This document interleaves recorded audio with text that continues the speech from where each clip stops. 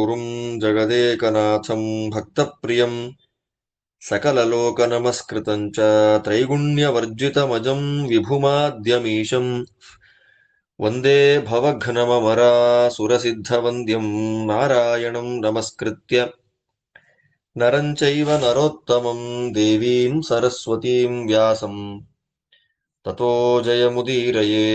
ಹರಿಃ ಓಂ. ನಾರದರು ದುರ್ಯೋಧನನಿಗೆ ಚರಿತ್ರೆಗಳನ್ನೆಲ್ಲ ಹೇಳ್ತಾ ಬರುವಾಗ ಯಯಾತಿ ಮಹಾರಾಜ ಸ್ವರ್ಗದಿಂದ ಕೆಳಗೆ ಬಿದ್ದ ಬಗ್ಗೆ ತಿಳಿಸಿಕೊಡ್ತಾ ಇದ್ದಾರೆ. ಯಾವಾಗ ಸ್ವರ್ಗದಲ್ಲಿ ಚೆನ್ನಾಗಿ ಸುಖವನ್ನು ಅನುಭವಿಸ್ತಾ ವಾಸ ಮಾಡ್ತಾ ಇದ್ದಂಥ ಯಯಾತಿ ಕೆಳಗೆ ಬಿದ್ದನೋ ಹೇಗೆ ಬಿದ್ದ ಅನ್ನೋದನ್ನು ಹೇಳ್ತಾರೆ. ಅಥ ಪ್ರಚಲಿತ ಸ್ಥಾನಾತ್ ಆಸನಾಚ್ಚ ಪರಿಚ್ಯುತಃ ಕಂಪಿತೇನೈವ ಮನಸಾ ಧರ್ಷಿತ ಶೋಕವನ್ಹಿನಾ ಮ್ಲಾನಸ್ರಗ ಭ್ರಷ್ಟ ವಿಜ್ಞಾನಃ ಪ್ರಭ್ರಷ್ಟ ಮಕುಟಾಂಗದಃ ವಿಘೂರ್ಣಸ್ರಸ್ತ ಸರ್ವಾಂಗಃ ಪ್ರಭ್ರಷ್ಟಾಭರಣಾಂಬರಃ ಅದೃಶ್ಯಮಾನಸ್ತಾನ್ ಪಶ್ಯನ್ ಅಪಶ್ಯನ್ಶ್ಚ ಪುನಃ ಪುನಃ ಶೂನ್ಯೇನ ಮನಸಾ ಪ್ರಾಪತತ್ ಸಮಹೀತಳಂ ಕಿಂ ಮಯಾ ಮನಸಾಧ್ಯಾತಮಶುಭಂ ಸ್ವರ್ಗದೂಷಣಂ ಯೇನಾಹಂ ಚಾಲಿತಸ್ಥಾನಾತ್ ಇತಿ ರಾಜಾ ವ್ಯಚಿಂತಯತ್ ತೇ ತು ತತ್ರೈವ ರಾಜಾನಃ ಸಿದ್ಧಾಶ್ಚಾಪ್ಸರಸಸ್ತಥಾ ಅಪಶ್ಯಂತ ನಿರಾಲಂಬಂ ಯಯಾತಿಂ ಸ್ವರ್ಗತಶ್ಚ್ಯುತಂ ಅಥೈತ್ಯ ಪುರುಷಃ ಕಶ್ಚಿತ್ ಕ್ಷೀಣ ಪುಣ್ಯಂ ನಿಪಾತಿತಂ ಯಯಾತಿಮಬ್ರವೀದ್ರಾಜನ್ ದೇವರಾಜಸ್ಯ ಶಾಸನಾತ್ ಅತೀವ ಮದಮತ್ತಸ್ತ್ವಂ ನ ಕಂಚಿನ್ನಾವಮನ್ಯಸೆ ಮಾನೇನ ಭ್ರಷ್ಟ ಸ್ವರ್ಗಸ್ಥೆ ನಾರ್ಹಸ್ತ್ವಂ ಪಾರ್ಥಿವಾತ್ಮಜ ನ ಚ ಪ್ರಜ್ಞಾಯಸೆ ಗಚ್ಚ ಪತಸ್ವೇತಿ ತಮಬ್ರವೀತ್ ಪತೇಯಂ ಸತ್ಸ್ವಿತಿ ವಚಃ ತ್ರಿರುಕ್ತ್ವಾ ನಹುಷಾತ್ಮಜಃ ಪತಯಿರ್ಶ್ಚನ್ ಚಿಂತಯಾಮಾಸ ಪತಿಷ್ಯನ್ ಚಿಂತಯಾಮಾಸ ಗತಿಂ ಗತಿಮತಾಂಬರಃ ಏತಸ್ಮಿನ್ನೇವ ಕಾಲೇ ತು ನೈಮಿಷೇ ಪಾರ್ಥಿವರ್ಷಭಾನ್ ಚತುರೋಪಶ್ಯತ ನೃಪಃ ತೇಷಾಂ ಮಧ್ಯೆ ಪಪಾತಸಃ. ಇಲ್ಲಿ ಮುಖ್ಯವಾಗಿ ಯಯಾತಿ ಮಹಾರಾಜ ಯಾರ ಮಧ್ಯದಲ್ಲಿ ಬೀಳ್ತಾ ಇದ್ದಾನೆ ಅಂದ್ರೆ ಬೀಳೋದು ದೊಡ್ಡದಲ್ಲ, ಸಾಧನೆಯನ್ನು ಮಾಡಿಕೊಂಡಂತಹ ವ್ಯಕ್ತಿಗಳು ಅದು ಬೀಳುವಂಥದ್ದು ಅದು ಸಾಧಾರಣವೇ. ಆದ್ದರಿಂದ ಎಲ್ಲಿ ಬಿದ್ದ ಹೇಗೆ ಬಿದ್ದ ಅನ್ನೋದು ಮುಖ್ಯ ಆಗತ್ತೆ. ಯಯಾತಿ ಮಹಾರಾಜ ಎಲ್ಲಿಂದ ಅಂದ್ರೆ ಯಾವ ಕಡೆಯಿಂದ ಅವನು ಬೀಳ್ತಾ ಇದ್ದಾನೆ ಅನ್ನೋದು ನಮಗಿಲ್ಲಿ ಮುಖ್ಯವಾಗಬೇಕು.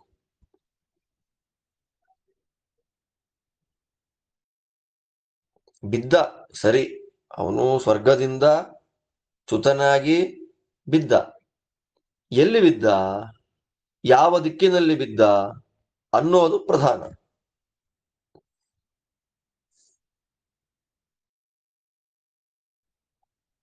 ಅಥ ಪ್ರಚಲಿತ ಸ್ಥಾನಾತ್ ಆಸನಾಚ್ಚ ಪರಿಚ್ಯುತಃ. ನಾರದರು ಹೇಳ್ತಾರೆ, ಆಸನದಿಂದ ಬಿದ್ದ, ಸ್ಥಾನದಿಂದ ಬಿದ್ದ. ಆಸನವೂ ಹೋಯ್ತು, ಸ್ಥಾನವೂ ಹೋಯ್ತು ಅನ್ನುವಾಗ ಮನಸ್ಸಿನಲ್ಲಿ ತುಂಬಾ ದುಗುಡ ಆಯ್ತು. ಅವನಿಗೆ ಏನು ಮಾಡಬೇಕು ಅಂತ ಗೊತ್ತಾಗ್ತಾ ಇಲ್ಲ. ಶೋಕ, ದುಃಖ ಎಲ್ಲ ಒಟ್ಟಿಗೆ ಬಂದ್ಬಿಡುತ್ತೆ ಅವನಿಗೆ. ಮುಂದೆ ಏನ್ ಮಾಡಬೇಕು? ಸ್ವರ್ಗದಲ್ಲಿ ವಾಸ ಮಾಡತಕ್ಕಂಥ ವ್ಯಕ್ತಿಗಳಿಗೆ ಮೈ ಮೇಲೆ ಹಾಕೊಂಡ ಮಾಲೆ ಹಾರ ಇದೆಯಲ್ಲ, ಅದು ಯಾವತ್ತೂ ಬಾಡೋದಿಲ್ಲ, ಜ್ಞಾನ ಹೋಗೋದಿಲ್ಲ, ಅಲಂಕಾರಗಳು ಕೆಳಗೆ ಬೀಳೋದಿಲ್ಲ, ಶರೀರದ ಅವಯವಗಳೆಲ್ಲ ಲೂಸ್ ಆಗ್ತಾ ಇದೆ ಅಂತ ಅನ್ಸೋದಿಲ್ಲ, ಮನಸ್ಸು ಶೂನ್ಯವಾಗೋದಿಲ್ಲ. ಅಂದ್ರೆ ಇದು ಸ್ವರ್ಗದಲ್ಲಿ ವಾಸ ಮಾಡುವ ಪುಣ್ಯವಂತರ ಲಕ್ಷಣಗಳು. ಇವನ್ ನೋಡಿ, ಮ್ಲಾನಸ್ರಗ್ ಹೇಗೆ ಬಿದ್ದ ಅಂತ ಹೇಳ್ತಾರೆ. ಅವನು ಹಾಕೊಂಡ ಮಾಲೆ ಬಾಡಿ ಹೋಯ್ತು, ಜ್ಞಾನ ಹೋಯ್ತು, ಕಿರೀಟಗಳು, ಅಂಗದ ನೋಡಿ, ಅಂಗದ ತೋಳ್ಬಂದಿಗಳು ಎಲ್ಲ ಹೊರಟೋಯ್ತು, ಎಲ್ಲ ಬಿದ್ದೋಯ್ತು. ಇಡೀ ಅವನ ಶರೀರ ಲೂಸ್ ಆಗ್ತಾ ಇದೆ, ನನ್ನ ಶರೀರ ನನಗೆ ಲೂಸ್ ಆಗ್ತಾ ಇದೆ ಅನ್ನುವಂತಹ ಭಾವನೆ ಅವನಿಗೆ ಸ್ಪಷ್ಟವಾಗಿ ಬರ್ತಿದೆ. ಅಂದ್ರೆ ನನ್ನ ಶರೀರ ನನ್ನ ಕಂಟ್ರೋಲ್ನಲ್ಲಿ ಇಲ್ಲ ಅನ್ನುವಂತಹ ಭಾವ ಯಯಾತಿ ಮಹಾರಾಜರಿಗೆ ಬರ್ತಾ ಇದೆ. ನಾನು ಏನ್ ಮಾಡಿದೆ? ಸ್ವರ್ಗದಲ್ಲಿ ವಾಸ ಮಾಡತಕ್ಕಂತಹ ಜನಗಳನ್ನ ನೋಡ್ತಾ ಇದ್ದಾನೆ. ಒಂದ್ಸಲ ನೋಡ್ತಾನೆ, ಅಂದ್ರೆ ಒಂದೊಂದೇ ಕಡಿಮೆ ಆಗ್ತಾ ಆಗ್ತಾ ಆಗ್ತಾ ಬಂದಾಗ ನೋಡೋದು ಕಡಿಮೆ ಆಗತ್ತೆ.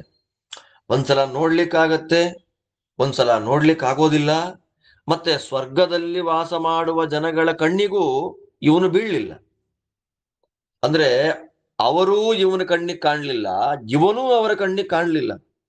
ಸ್ಪಷ್ಟವಾಗಿ ಕಣ್ಣಿಗೆ ಕಾಣದೆ ಮನಸ್ಸೆಲ್ಲ ಶೂನ್ಯವಾಗಿ ಬಿಟ್ಟಿದೆ. ಬಿದ್ದ ಭೂಮಿ ಮೇಲೆ, ಭೂಮಿಯಲ್ಲಿ ಬಿದ್ದ. ಎಲ್ಲಿ ಎಲ್ಲಿ ಬಿದ್ದ? ಭೂಮಿನಲ್ಲಿ. ದುಃಖ ಆಗತ್ತೆ. ಎಷ್ಟು ಸ್ವರ್ಗದಲ್ಲಿ ವಾಸ ಮಾಡ್ತಾ ಇದ್ದೆ ನಾನು, ಎಂಥ ತಪ್ಪು ಮಾಡಿಬಿಟ್ಟೆ, ಎಂಥ ಕೆಟ್ಟ ಆಲೋಚನೆ ನನ್ನ ಮನಸ್ಸಿನಲ್ಲಿ ಬಂತು. ಅಯ್ಯೋ, ಎಂಥ ಅನ್ಯಾಯ ಆಯ್ತಲ್ಲ ನನಗೆ ಅಂತ ತುಂಬಾ ದುಃಖದಿಂದ ಯಯಾತಿ ಮಹಾರಾಜ ಕೆಳಗೆ ಬೀಳ್ತಾ ಇದ್ದಾನೆ. ಬೀಳುವಾಗ ಯಯಾತಿ ಬೀಳೋದನ್ನ ಅಲ್ಲಿದ್ದಂತಹ ಮಹಾನುಭಾವರಾದ ರಾಜರುಗಳು, ಸಿದ್ಧರುಗಳು, ಅಪ್ಸರೆಯರುಗಳು ಎಲ್ಲ ನೋಡ್ತಾನೆ. ಕೆಳಗೆ ಬೀಳುವಾಗ ಅವನಿಗೆ ಹಿಡ್ಕೊಳ್ಳಿಕ್ಕೆ ಯಾವ ಆಶ್ರಯವೂ ಇಲ್ಲ. ಅಂಥ ಸಂದರ್ಭದಲ್ಲಿ ಒಬ್ಬ ಮನುಷ್ಯ ಬಂದ, ಪುರುಷ, ಒಬ್ಬ ವ್ಯಕ್ತಿ ಕೆಳಗೆ ಬೀಳ್ತಾ ಇದ್ದ ಯಯಾತಿಯನ್ನ ನೋಡಿ ಇಂದ್ರದೇವರು ಕಳಿಸಿದ್ದಾರೆ ಅವನ್ನ. ಇಂದ್ರನ ಮನುಷ್ಯ ಬಂದು ಹೇಳ್ದ, ಯಯಾತಿ, ನೀನ್ ಸಿಕ್ಕಾಪಟ್ಟೆ, ನಿನಗೆ ಅತೀವ ಮದಮತ್ತಸ್ತ್ವಂ, ನಿನಗೆ ವಿಶೇಷವಾದ ಮದ ಬಂದುಬಿಟ್ಟಿದ್ಯಪ್ಪ ಈಗ. ಅಂದ್ರೆ ಸ್ವರ್ಗದಲ್ಲಿ ನೀನು ವಾಸ ಮಾಡ್ತಾ ಇದ್ರು ಕೂಡ ಸ್ವರ್ಗದಲ್ಲಿ ವಾಸ ಮಾಡುವ ವ್ಯಕ್ತಿಗಳಿಗೆ ಇರಬೇಕಾದ ಒಂದು ಸ್ವಲ್ಪ ವಿನಯವೂ ಕೂಡ ನಿನಗಿಲ್ಲ. ಆದ್ದರಿಂದ ಎಲ್ಲಿ ಮದ ಇರುತ್ತೆ, ನಾನು ಮಾಡ್ತೀನಿ, ನನ್ನಿಂದ ಆಗತ್ತೆ ಅನ್ನುವಂತಹ ಮದ ಯಾವ ಮನುಷ್ಯನಿಗೆ ಬರುತ್ತೆ, ಅವಾಗ ಅವನಿಗೆ ವಿನಯ ಅನ್ನೋದು ಕಡಿಮೆ ಆಗತ್ತೆ ಅಂತ ಶಾಸ್ತ್ರ. ಅದರಂತೆ ನೀನು ನಿನ್ನನ್ನು ಯಾರು ಬೀಳಿಸಿಲ್ಲ. ನೀನು ಸ್ವರ್ಗದಿಂದ ಕೆಳಗೆ ಬಿದ್ದು ಹೋಗು ಅಂತ ನಿನಗೆ ಯಾರು ಆದೇಶ ಮಾಡಿಲ್ಲ. ಅದು ನಿನ್ನ ಸ್ವಯಂಕೃತ ಅಪರಾಧದಿಂದಲೇ ನೀನು ಕೆಳಗೆ ಬೀಳ್ತಾ ಇದ್ದ. ನೀನು ಸ್ವರ್ಗದಲ್ಲಿ ನೀನು ವಾಸ ಮಾಡಲಿಕ್ಕೆ ಯೋಗ್ಯ ಅಲ್ಲ. ನಿನ್ನನ್ನು ಯಾರು ಯಯಾತಿ ಅಂತ ಗುರುತೇ ಹಿಡಿಯೋದಿಲ್ಲ. ಹೋಗು, ಭೂಮಿಯಲ್ಲಿ ಕೆಳಗೆ ಬಿದ್ದು ಬಿಡು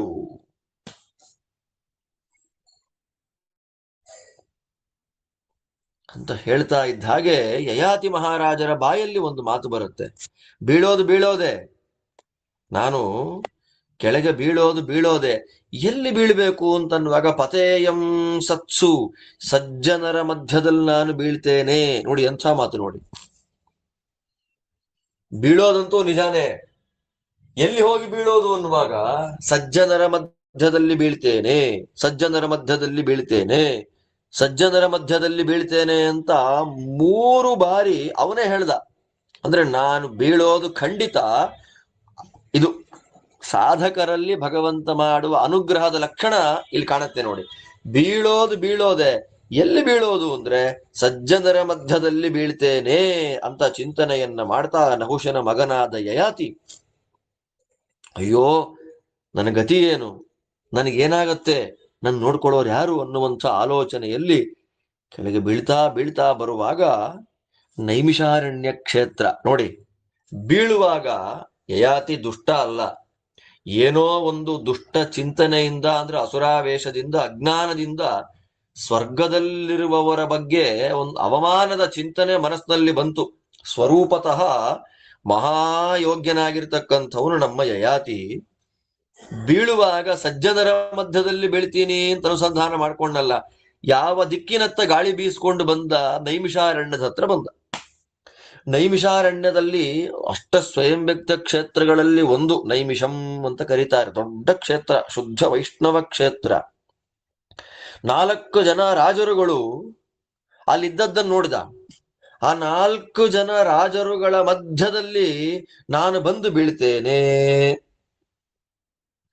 ನಾನು ಎಲ್ಲಿ ಬೀಳ್ತೇನೆ ಅಂತ ಅನುಸಂಧಾನ ಮಾಡಿಕೊಂಡವನೇ ನಾನು 4 ಜನ ರಾಜರ ಮಧ್ಯದಲ್ಲಿ ಬಂದು ಬೀಳ್ತೇನೆ ಅಂತ ಅನುಸಂಧಾನ ಮಾಡಿಕೊಂಡವನೇ ನೇರವಾಗಿ ಆ ರಾಜರುಗಳ ಮಧ್ಯದಲ್ಲಿ ಬಿದ್ದ. ಎಲ್ಲಿ ಬಿದ್ದ? ಆ ರಾಜರುಗಳ ಮಧ್ಯದಲ್ಲಿ ಧಪ್ ಅಂತ ಬಂದು ಬಿದ್ದ. ಯಾರವರು?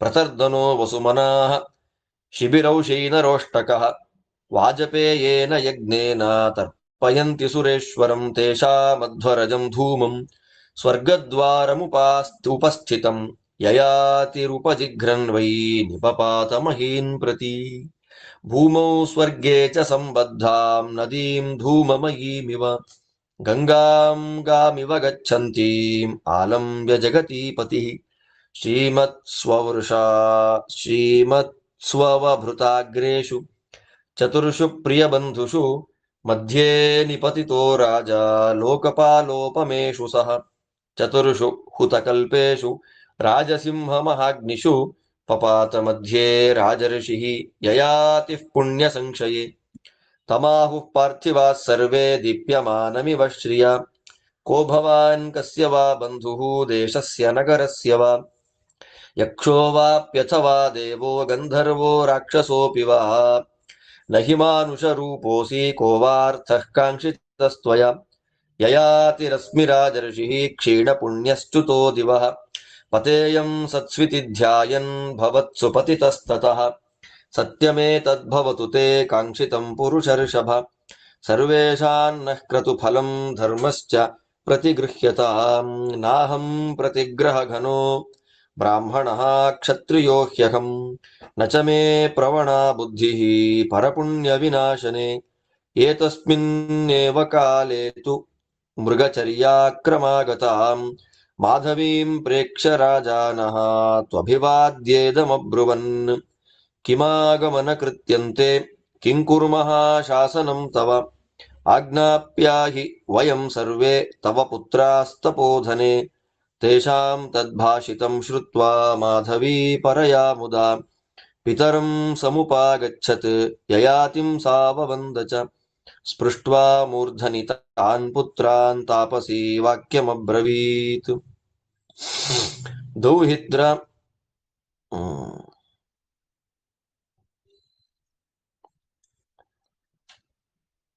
ದೌಹಿತ್ರಾಸ್ತವ ರಾಜೇಂದ್ರ ಮಮ ಪುತ್ರಾ ನ ತೇ ಪರಾಃ ಇಮೇ ತ್ವಾಂ ತಾರಯಿಷ್ಯಂತಿ ದೃಷ್ಟಮೇ ತತ್ಪುರಾತನಂ ಅಹಂತೆ ದುಹಿತಾ ರಾಜನ್ ಮಾಧವಿ ಮೃಗಚಾರಿಣಿ ಮಯಾಪ್ಯುಪಚಿತೋ ಧರ್ಮಃ ತತೋರ್ಧಂ ಪ್ರತಿಗೃಹ್ಯತಾಂ ಯಸ್ಮಾದ್ರಾಜನ್ನರಾಃ ಸರ್ವೇ ಅಪತ್ಯಫಲಭಾಗಿನಃ ತಸ್ಮಾದಿಚ್ಛಂತಿ ದೌಹಿತ್ರಾನ್ ಯಥಾ ತ್ವಂ ವಸುಧಾಧಿಪ ತತಸ್ತೆ ಪಾರ್ಥಿವಾಃ ಸರ್ವೇ ಶಿರಸಾ ಜನನೀಂ ತದಾ ಅಭಿವಾದ್ಯ ನಮಸ್ಕೃತ್ಯ ಮಾತಾಮಹಮಥಾ ಬ್ರುವನ್ ಉಚ್ಚೈರನುಪಮೈಸ್ನಿಗ್ಧೈಃ ಸ್ವರೈರಾಪೂರ್ಯ ಮೇದಿನೀಂ ಮಾತಾಮಹಂ ನೃಪತಯಃ ತಾರಯಂತೋ ದಿವಶ್ಚ್ಯುತಂ ರಾಜಧರ್ಮಗುಣೋಪೇತಾಃ ಸತ್ಯಧರ್ಮಪರಾಯಣಾಃ ದೌಹಿತ್ರಾಸ್ತೆ ವಯಂ ರಾಜನ್ ದಿವಮಾರೋಹ ಪಾರ್ಥಿವ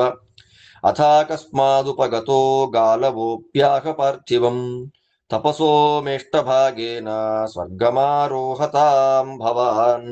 ಇಲ್ಲಿ ಯಯಾತಿ ನೋಡಿ, ದೇವರ ಸಂಕಲ್ಪ ಎಷ್ಟು ದೊಡ್ಡದಾಗಿರುತ್ತೆ ಅಂದ್ರೆ ಅವನು ಎಲ್ಲಿ ಬಿದ್ದ ಬಂದು ಅಂತ ನಿರೂಪಣೆ ಮಾಡ್ತಾ ಇದ್ದಾರೆ. ಯಯಾತಿ ಮಹಾರಾಜ ಎಲ್ಲಿ, ಯಾವ ದೇಶದಲ್ಲಿ, ಯಾವ ಕಾಲದಲ್ಲಿ ಬಂದು ಬೀಳ್ತಾ ಇದ್ದಾನೆ, ಅವನ ವೈಭವ ಎಷ್ಟು ದೊಡ್ಡದು ಅನ್ನೋದನ್ನ ಹೇಳ್ತಾರೆ ಇಲ್ಲಿ. ಪ್ರತರ್ಧನ, ವಸುಮನ, ಔಷೀನರನ ಅಂದ್ರೆ ಉಷೀನರನ ಮಗನಾದ ಶಿಬಿ ಮತ್ತು ಅಷ್ಟಕ, ಈ 4 ಜನ ಇವರು ಸಾಮಾನ್ಯರಲ್ಲ, ಇವನ ಮಕ್ಕಳೇ, ಇವನ ಮಗಳಾದ ಮಾಧವಿಯ ಮಕ್ಕಳೇ, ದೌಹಿತ್ರರೇ. ಅವರು ಎಲ್ಲಿದ್ರೋ ಅಲ್ಲಿ ಬಂದ. ಆ 4 ಜನ ಅತ್ಯಂತ ಶ್ರೇಷ್ಠವಾದ ಒಂದು ಯಜ್ಞ ಮಾಡ್ತಾ ಇದ್ರು. ವಾಜಪೇಯ ಯಾಗ ಅಂತ ಅದನ್ನ ಕರೀತಾರೆ. ಅಂತ ಶ್ರೇಷ್ಠವಾದ ವಾಜಪೇಯ ಯಾಗವನ್ನ ಅವರು ಮಾಡಿ ಇಂದ್ರದೇವರಿಗೆ ಸಂತೋಷವನ್ನ ಕೊಡ್ತಾ ಇದ್ರು. ಅವರು ವಾಜಪೇಯ ಯಾಗವನ್ನ ಮಾಡ್ತಾ ಇದ್ದಾರಲ್ಲ, ಆ ಅಗ್ನಿಕುಂಡಕ್ಕೆ ಹಾಕಿದ ಆಹುತಿ, ಅದರಿಂದ ಹೊರಗೆ ಬಂದ ಧೂಮ, ಹೊಗೆ ಸ್ವರ್ಗ ತನಕ ಇತ್ತು. ಅಂದ್ರೆ ಭೂಮಿಗೂ ಸ್ವರ್ಗಕ್ಕೂ ಒಂದು ಸಂಬಂಧವನ್ನ ಕೊಡುವಂತೆ ಇತ್ತು. ಭೂಮಿಗೂ ಸ್ವರ್ಗಕ್ಕೂ ಡೈರೆಕ್ಟ್ ಕನೆಕ್ಷನ್ ಕೊಡುವಂತಹ ಒಂದು ನದಿಯಂತೆ ಹರಡಿತ್ತು ಭೂಮಿಯಿಂದ ಸ್ವರ್ಗ ತನಕ. ಅಂದ್ರೆ ಆ ಅದ್ಭುತವಾದ ಹೋಮಧೂಮದ ವಾಸನೆಯನ್ನ ಹಿಡಿದ ಯಯಾತಿ ಬಂದ. ಅಂದ್ರೆ ಸ್ವರ್ಗದಿಂದ ಭೂಮಿಗೆ ಬರುವಂತಹ ಗಂಗಾದೇವಿ ಹೇಗೆ ಕೆಳಗಿಳಿತಾಳೋ ಹಾಗೆ ಆ ವಿಶಿಷ್ಟವಾದ ಹೋಮಧೂಮ ಅದನ್ನ ವಾಸನೆಯನ್ನು ಹಿಡಿದು ನೇರವಾಗಿ ಯಯಾತಿ ಮಹಾರಾಜರು ಭೂಮಿಗೆ ತಾವು ಬರ್ತಾ ಇದ್ದಾರೆ. ಅಂದ್ರೆ ಯಯಾತಿ ಮಹಾರಾಜರಾಗ ಭೂಮಿಗೆ ಬಿತ್ತರು. ಭೂಮಿಗೆ ಬೀಳುವ ಸಂದರ್ಭದಲ್ಲಿ ಅವರೆಲ್ಲ ಅವಭೃತ ಸ್ನಾನವನ್ನು ಮಾಡಿದ್ದಾರೆ. ಒಬ್ಬೊಬ್ಬರು ಇಂದ್ರಾದಿ ಲೋಕಪಾಲಕರಂತೆ ಕಾಂತಿಯುಕ್ತರಾಗಿದ್ದಾರೆ. ಮತ್ತವರು ಬೇರೆ ಯಾರೂ ಅಲ್ಲ, ಪ್ರಿಯ ಬಂಧುಷು, ತನಗೆ ಬೇಕಾದ ಬಂಧುಗಳೇ, ಅಂದ್ರೆ ಮೊಮ್ಮಕ್ಕಳೇ, ದೌಹಿತ್ರರೇ. ಅವರ ಮಧ್ಯ ಕೆಳಗೆ ಬೀಳುವಾಗ ಅವರೆಲ್ಲ ಆಗತಾನೆ ಹೋಮವನ್ನ ಮುಗಿಸಿ ಪೂರ್ಣಾಹುತಿಯನ್ನ ಮಾಡಿ ಅವಭೃತ ಸ್ನಾನವನ್ನ ಮಾಡಿದ್ದಾರಲ್ಲ, ಅವರ ಮಧ್ಯದಲ್ಲಿ ಅಂದ್ರೆ ಭೂಮಿಗೆ ಇನ್ನೂ ಪೂರ್ಣವಾಗಿ ಬಿದ್ದಿಲ್ಲ, ಭೂಸ್ಪರ್ಶ ಇನ್ನೂ ಆಗಿಲ್ಲ. ಹಾಗೆ ಬೀಳ್ತಾ ಇರುವಾಗ ಪುಣ್ಯವನ್ನ ಕಳ್ಕೊಂಡ ಯಯಾತಿ ಏನೋ ಸಡನ್ ಆಗಿ ಆಕಾಶದಲ್ಲಿ ಒಂದು ಕಾಂತಿ ಬಂತು. ಜ್ಞಾನಿಗಳು ಬೀಳುವಾಗ ಒಂದು ಕಾಂತಿ, ಆ ಕಾಂತಿಯನ್ನು ನೋಡಿ ಅವರೆಲ್ಲ ಮಾತಾಡ್ತಾರೆ, ಯಾರಪ್ಪ ನೀನು, ಯಾರಿಗೆ ಸಂಬಂಧಪಟ್ಟವನು, ಅಥವಾ ಯಾವ ಊರಿಗೆ, ಯಾವ ದೇಶಕ್ಕೆ, ಯಾವ ನಗರಕ್ಕೆ ಸಂಬಂಧಪಟ್ಟವನು, ನಿನ್ನನ್ನು ನೋಡಿದ್ರೆ ಮನುಷ್ಯ ಅಂತ ಕಾಣೋದಿಲ್ಲ, ಯಕ್ಷ, ದೇವತೆ, ಗಂಧರ್ವ, ರಾಕ್ಷಸ, ಯಾರು ನೀನು, ನಿನಗೇನು ಬೇಕು ಅಂತ ಅವ್ರು ಕೇಳಿದಾಗ ನೋಡಿ, ಪ್ರಶ್ನೆ ಮಾಡಿದಾಗ ಯಯಾತಿ ಹೇಳ್ತಾನೆ, ನಾನು ರಾಜಋಷಿಯಾದ ಯಯಾತಿ ಇದ್ದೇನಪ್ಪ, ಪುಣ್ಯವನ್ನ ಕಳ್ಕೊಂಡು ಸ್ವರ್ಗದಿಂದ ಕೆಳಗೆ ಬಿದ್ದೆ. ಬೀಳುವಾಗ ಎಲ್ಲಿ ಬೀಳಬೇಕು ಅಂತ ಆಲೋಚನೆ ಮಾಡ್ತಾ ಸಜ್ಜನರ ಮಧ್ಯದಲ್ಲಿ ಬೀಳೋಣ, ನಮ್ಮ ಸಂಕಲ್ಪ ಹೀಗಿರ್ಬೇಕು. ಅಕಸ್ಮಾತ್ ನಮ್ಮ ಪ್ರಾಚೀನ ಕರ್ಮದಿಂದ ನಮಗೇನಾದ್ರೂ ಪತನ ಆಗೋದು ಅಂತ ಆದ್ರೆ, ನಾವು ಕೆಳಗೆ ಬಿದ್ದೋಗ್ತೇವೆ, ಬೀಳ್ಬೇಕು ಅಂತ ಆದ್ರೆ ಎಲ್ಲಿ ಬೀಳೋದು, ಸಜ್ಜನರ ಮಧ್ಯದಲ್ಲೇ ಹೋಗಿ ಬೀಳಬೇಕು. ಶುಚೀನಾಂ ಶ್ರೀಮತಾಂ ಗೇಹೇ ಯೋಗಭ್ರಷ್ಟೋಭಿಜಾಯತೆ. ಯೋಗಭ್ರಷ್ಟನಾದ ಸಾಧಕ ಅತ್ಯಂತ ಮಡಿವಂತರಾದ ಶ್ರೀಮಂತರಾದ ಜ್ಞಾನಿಗಳ ಸದ್ವಂಶದಲ್ಲಿ ಹುಟ್ಟಿ ಬರ್ತಾನೆ.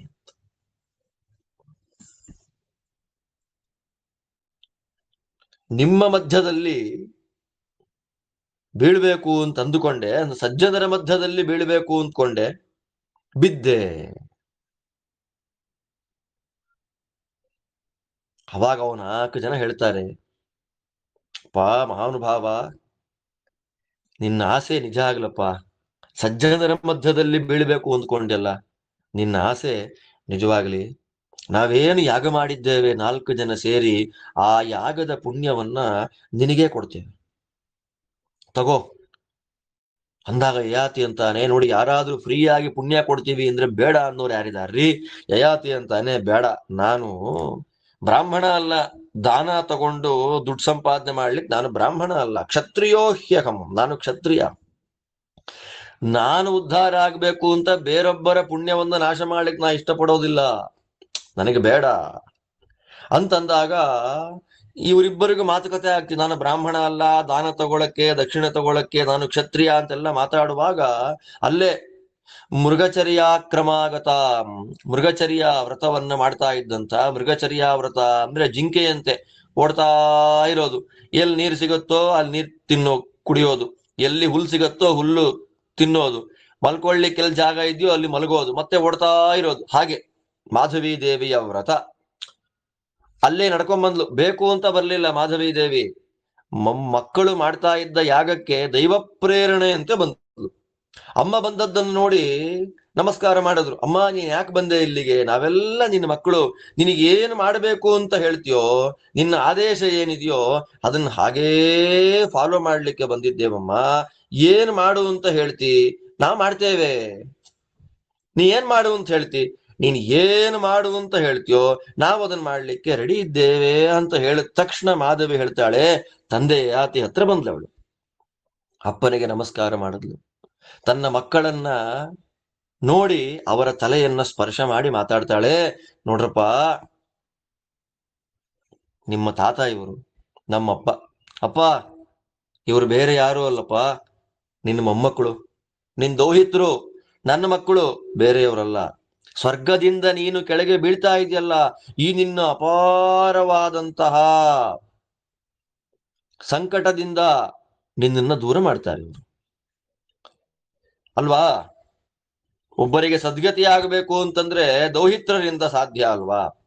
ಆದ್ದರಿಂದ ನಾನು ನಿನ್ನ ಮಗಳು ಮೃಗಚಾರಿಣಿ, ಜಿಂಕೆಯ ವ್ರತವನ್ನ ಮಾಡ್ತಿರ್ತಕ್ಕಂಥ ಮಾಧವಿ, ತಗೋ ಆ ವ್ರತಗಳನ್ನ ಮಾಡಿ ನಾನು ಬೇಕಾದಷ್ಟು ಧರ್ಮಗಳನ್ನ ಸಂಪಾದನೆ ಮಾಡಿಬಿಟ್ಟಿದ್ದೇನಪ್ಪ. ನನಗೂ ಬೇಕಾದಷ್ಟು ಧರ್ಮ ಇದೆ. ಆ ಧರ್ಮದಿಂದ ಬಂದ ಪುಣ್ಯ ಏನಿದೆಯಲ್ಲ, ಅದರ ಅರ್ಧ ಪುಣ್ಯವನ್ನ, ತಥೋರ್ಧಂ, ನನ್ನ ಅರ್ಧ ಪುಣ್ಯ ನಿನಗ್ ಕೊಡ್ತೇನೆ, ತಗೋ.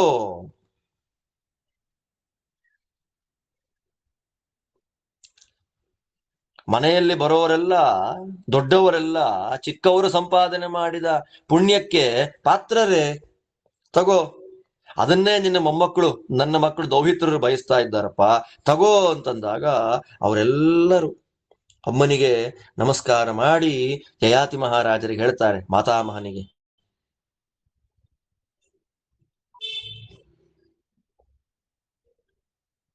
ತಾತ, ನಾವೆಲ್ಲ ನಿನ್ನ ಮೊಮ್ಮಕ್ಕಳು ದೌಹಿತ್ರರು, ನಾವೆಲ್ಲ ಧರ್ಮವನ್ನ ಮಾಡತಕ್ಕಂಥವ್ರು, ಶಾಸ್ತ್ರಾಧ್ಯಯನ ಮಾಡಿದವರು, ನಾವೆಲ್ಲ ಬದುಕಿರುವಾಗ, ನಾವೆಲ್ಲ ಇಲ್ಲಿ ಹೀಗಿರುವಾಗ ನೀನು ಸ್ವರ್ಗದಿಂದ ಬೀಳೋದು ನಮಗ್ ಸರಿ ಕಾಣ್ತಿಲ್ಲ. ನಮ್ಮ ಪುಣ್ಯದಿಂದ, ನಮ್ಮ ಧರ್ಮದಿಂದ ನೀನು ವಾಪಸ್ ಸ್ವರ್ಗಕ್ಕೆ ಹೋಗ್ಬೇಕು.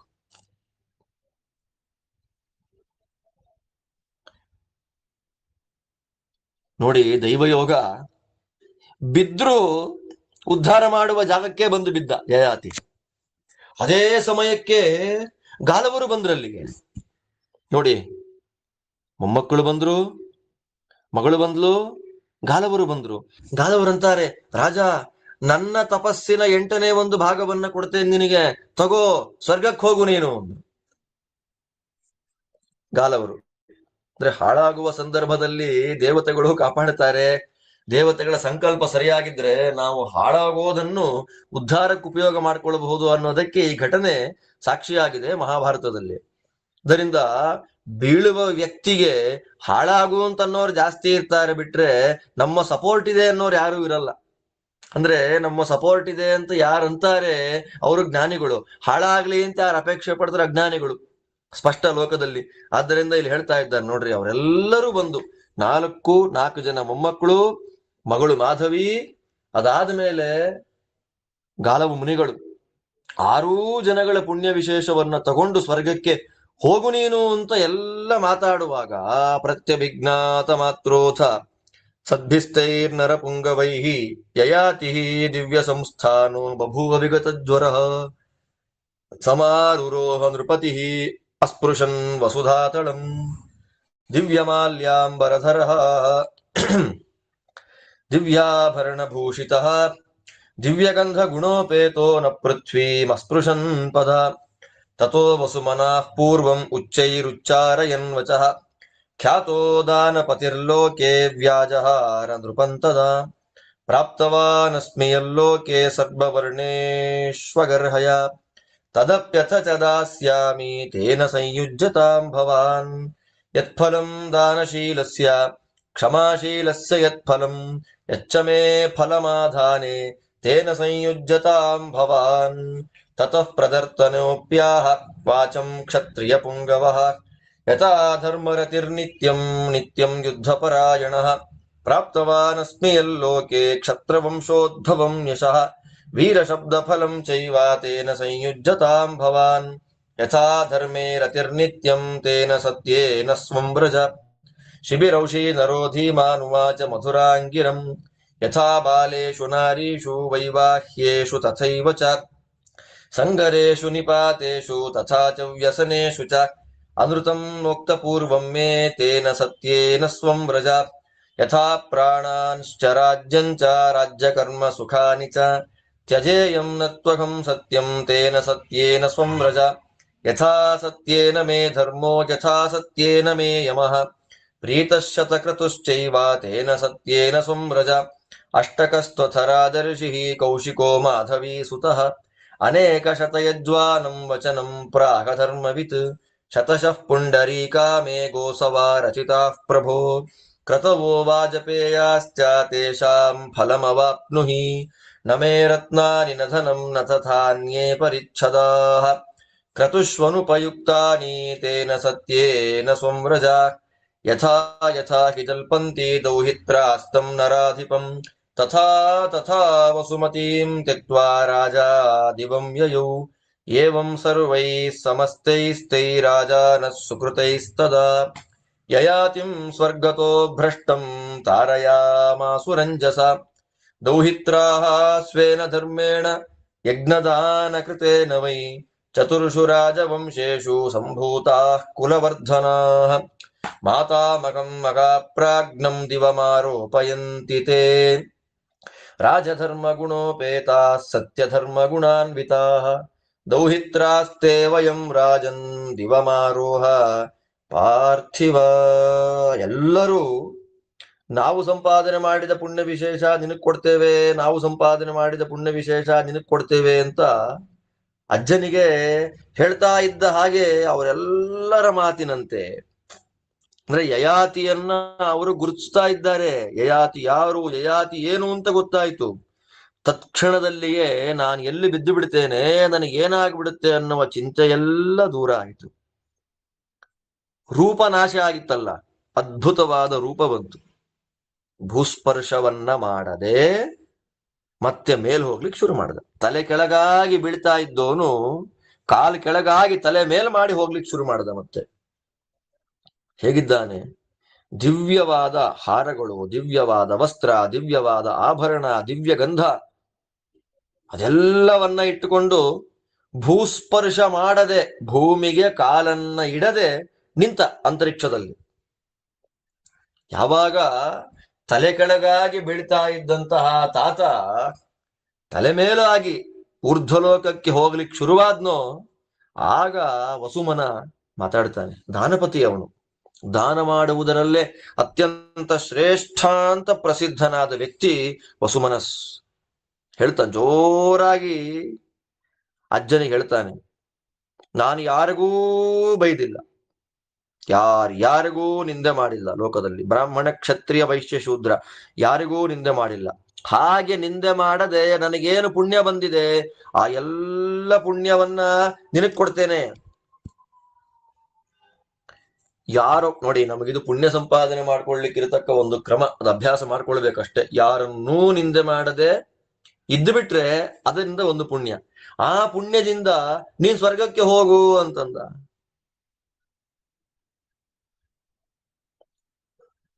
ನನಗೆ ದಾನ ಕೊಡೋದೇ ವಿಶೇಷವಾದ ಕೆಲಸ.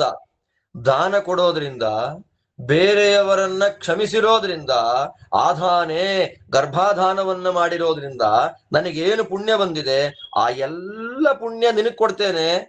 ಆ ಎಲ್ಲ ಪುಣ್ಯವನ್ನ ಇಟ್ಕೊಂಡು ನೀನ್ ಸ್ವರ್ಗಕ್ಕೆ ಹೋಗು ಅಂತ. ಅಂದ್ರೆ ಒಬ್ಬೊಬ್ಬರು ಅಜ್ಜನಿಗೆ, ದೌಹಿತ್ರನಿಗೆ ಎಂಥ ಪುಣ್ಯ ಕೊಡ್ತಾ ಇದ್ದಾರೆ ನೋಡಿ. ಆಗ ಇನ್ನೊಬ್ಬ ಪ್ರತರ್ಧನ ಹೇಳ್ದ, ಕ್ಷತ್ರಿಯ ರಾಜ, ತಾತ ಸತ್ಯಧರ್ಮರಥ ನಾನು, ಕ್ಷತ್ರಿಯರು ಮಾಡಬೇಕಾದ ಯುದ್ಧದಲ್ಲಿ ನನಗೆ ವಿಶೇಷವಾದ ಆಸಕ್ತಿ. ಅದರಿಂದ ಇಂಥ ಕ್ಷತ್ರಿಯ ರಾಜ ಲೋಕದಲ್ಲಿ ಇರಬೇಕು ಅಂತ ಜನಗಳೆಲ್ಲ ನನಗೆ ಹೊಗಳಿದ್ದಾರೆ. ಅದರಿಂದ ನನಗೆ ಕೀರ್ತಿ ಬಂದಿದೆ.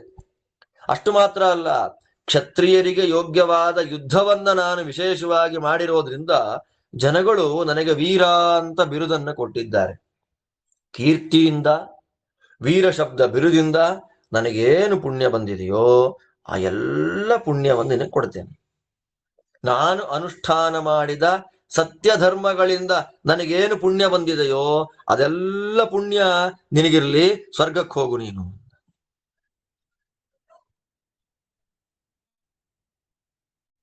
ಇಬ್ರು ಮೊಮ್ಮಕ್ಕಳು ಕೊಟ್ಟಾಗ ಉಶೀನರನ ಮಗ ಶಿಬಿ ಅವನ್ ಸುಮ್ನೆ ಇರ್ತಾನ? ಅವನಂತಾನೆ, ನಾನು ಯಾವತ್ತೂ ಸುಳ್ಳು ಹೇಳಿಲ್ಲ. ಯಾವಾಗ ಚಿಕ್ಕ ಮಕ್ಕಳ ವಿಷಯದಲ್ಲಿ, ಹೆಣ್ಣು ಮಕ್ಕಳ ವಿಷಯದಲ್ಲಿ, ಮದುವೆಯ ವಿಷಯದಲ್ಲಿ, ಯುದ್ಧದಲ್ಲಿ, ಕಷ್ಟ ಬಂದಾಗ, ವ್ಯಸನಗಳಲ್ಲಿ, ದುಃಖದ ಪರಿಸ್ಥಿತಿಗಳಲ್ಲಿ ಸುಳ್ಳು ಹೇಳಿಲ್ಲ. ಇದರಿಂದ ನನಗೇನು ಪುಣ್ಯ ಇದೆ? ಸತ್ಯವಚನದಿಂದ ನನಗೇನು ಪುಣ್ಯ ಇದೆ? ಆ ಪುಣ್ಯ ನಿನಗೇ ಬರಲಿ, ಸ್ವರ್ಗಕ್ಕೆ ಹೋಗು. ತಾತ, ನಾನು ಪ್ರಾಣ ಬಿಡ್ತೇನೆ, ರಾಜ್ಯಗಳನ್ನ ಬಿಟ್ಟು ಬಿಡ್ತೇನೆ, ರಾಜಕಾರ್ಯಗಳನ್ನ ಬಿಡ್ತೇನೆ, ದೇಶವನ್ನ ಬಿಡ್ತೇನೆ, ಕೋಶವನ್ನ ಬಿಡ್ತೇನೆ, ಸತ್ಯವನ್ನ ಮಾತ್ರ ಬಿಡೋದಿಲ್ಲ.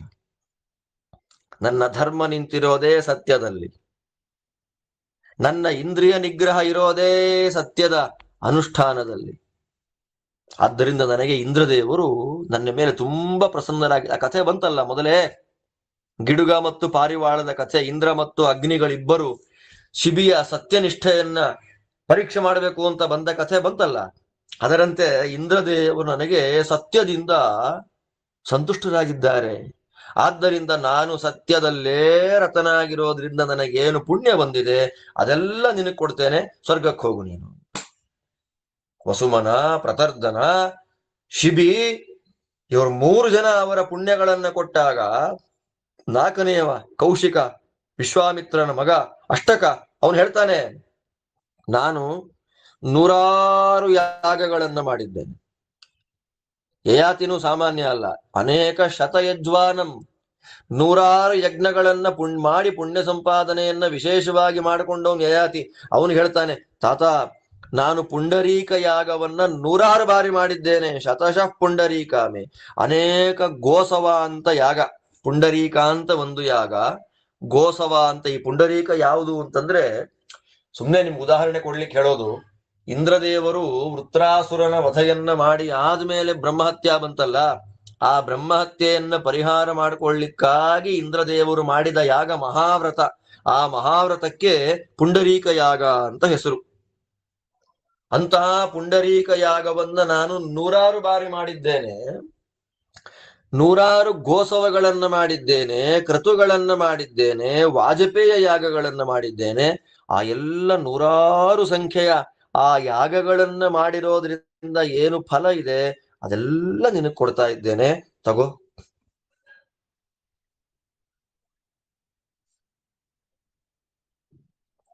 ನನ್ನ ಹತ್ರ ದುಡ್ಡಿದೆ ಅಂದ್ರೆ, ನನ್ನ ಹತ್ರ ಯಾವುದಾದ್ರೂ ಪದಾರ್ಥ ಇದೆ ಅಂತಂದ್ರೆ, ನನ್ನ ಹತ್ರ ರತ್ನಾಭರಣಗಳಿದೆ ಅಂದ್ರೆ ನನಗೋಸ್ಕರ ಅಲ್ಲ, ಅದೆಲ್ಲ ಯಜ್ಞಯಾಗಗಳಿಗೆ ಉಪಯೋಗ ಮಾಡ್ಲಿಕ್ಕೆ. ಎಂಥ ಮಾತು ನೋಡ್ರಿ ಇದು.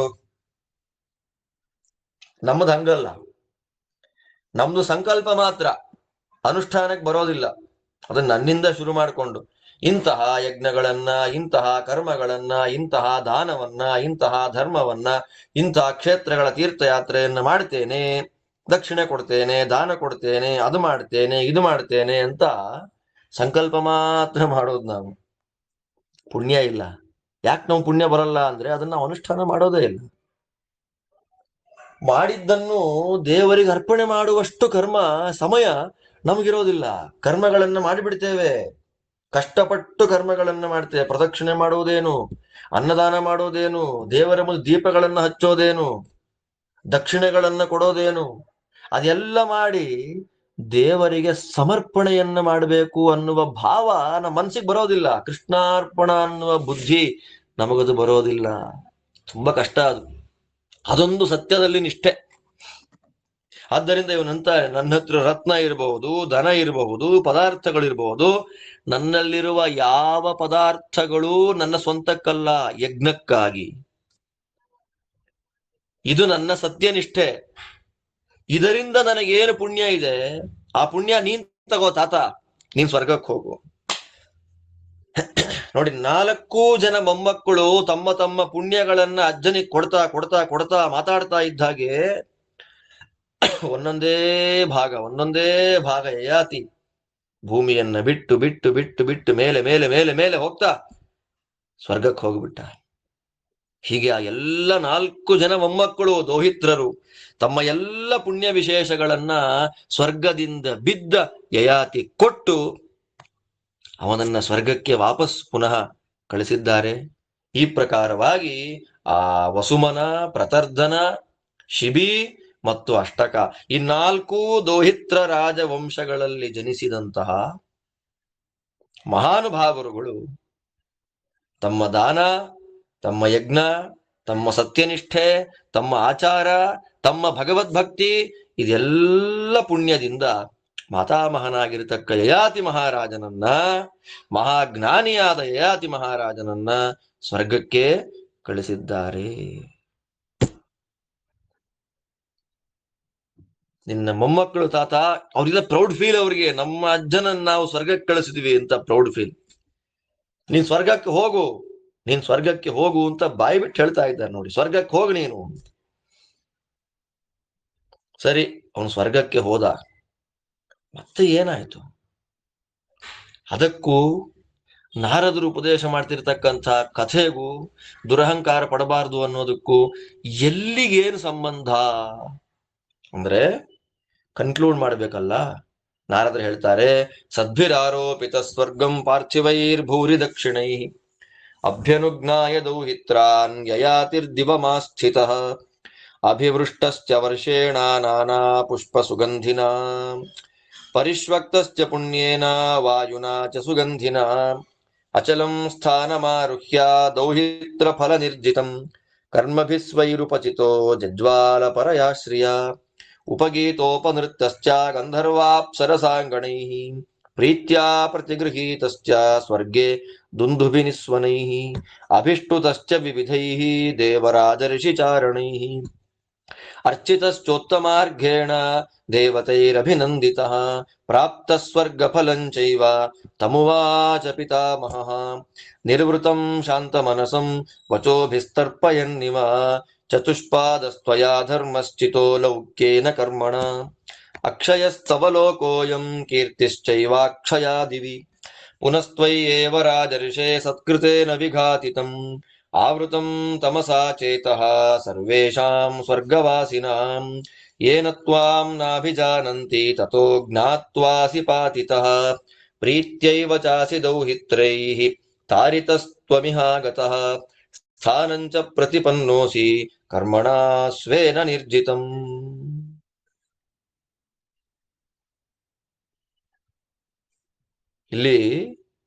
ಇಲ್ಲಿ ತನಕ ಭೂಮಿಗೆ ಬಿದ್ದ ಯಯಾತಿಯ ಮಹತ್ವವನ್ನು ನಾವು ನೋಡ್ತಾ ಇದ್ವಿ.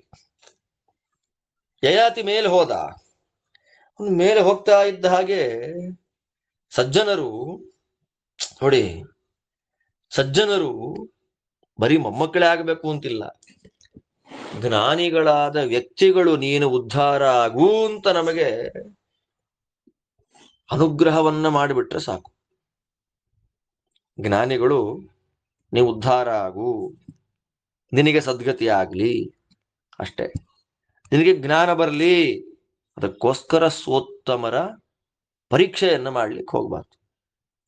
ಕೆಲವರು ಉತ್ತಮರಂತೆ ವೇಷ ಹಾಕೊಳ್ತಾರೆ. ವೇಷ ಹಾಕೊಳ್ಳುವವರ ಸೇವೆಯನ್ನ ಮಾಡಿದ್ರೆ ನಾವು ನಾಳೆ ವೇಷ ಹಾಕೊಂಡೇ ಬದುಕಬೇಕಾಗತ್ತೆ.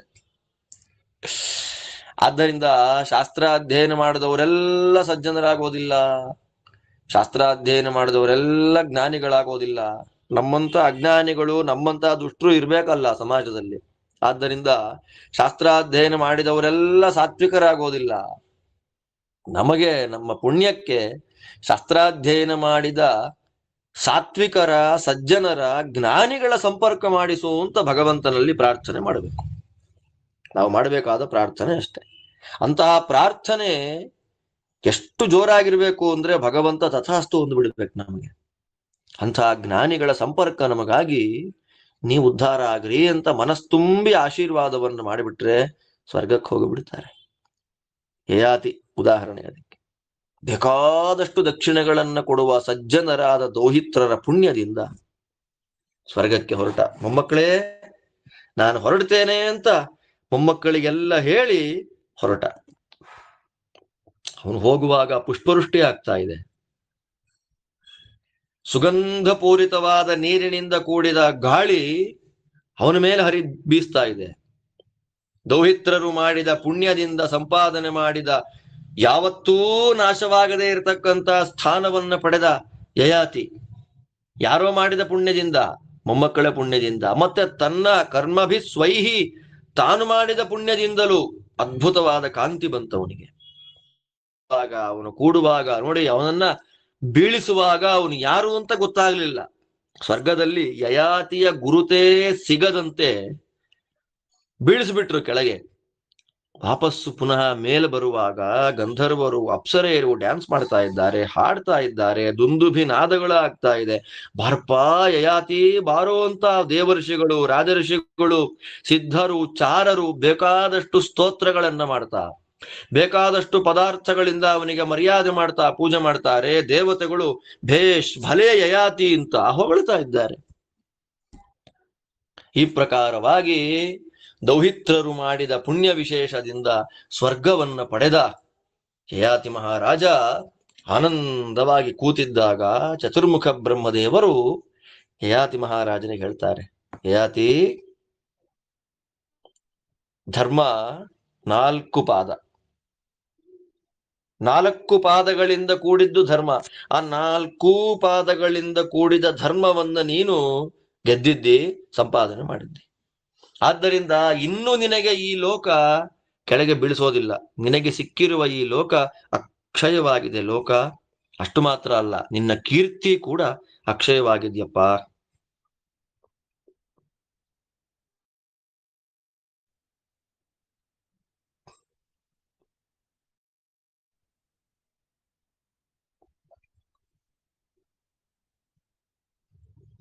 ಎಂಥ ಕಥೆ ನೋಡು.